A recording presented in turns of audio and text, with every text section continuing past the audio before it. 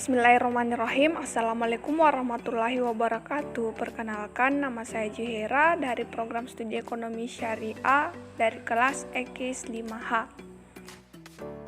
Nah, kali ini saya akan membahas tentang analisis investasi. Apa sih investasi itu?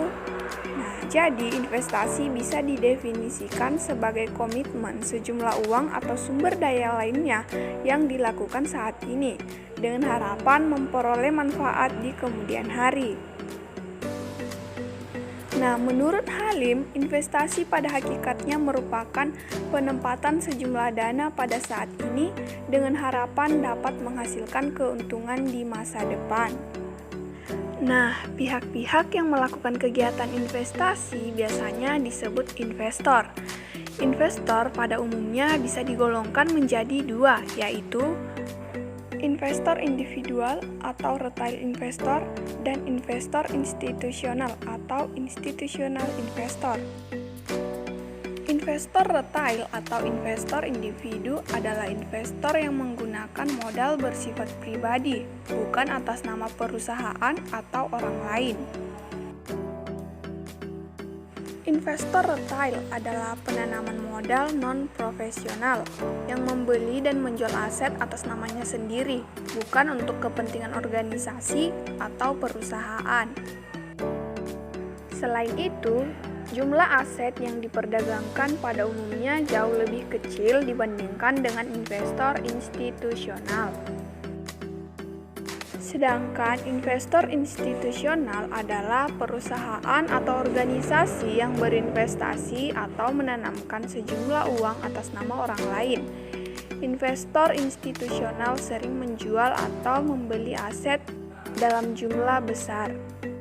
Selain itu, investor institusional biasanya menggunakan metode yang lebih canggih dan cara berinvestasi yang lebih profesional dibandingkan dengan investor retail.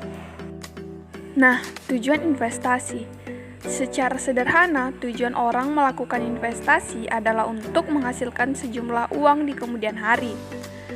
Nah, tujuan investasi yang lebih luas adalah untuk meningkatkan kesejahteraan investor.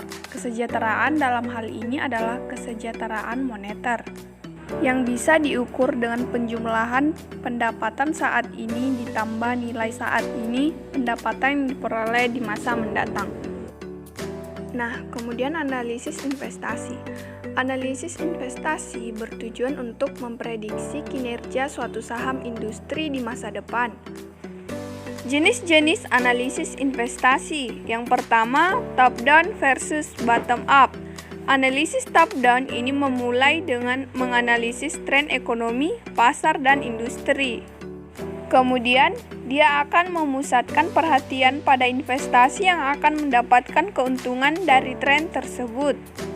Kemudian, analisis bottom-up adalah usaha untuk mengkaji suatu saham berdasarkan kondisi perusahaan tersebut. Yang kedua, fundamental versus teknikal.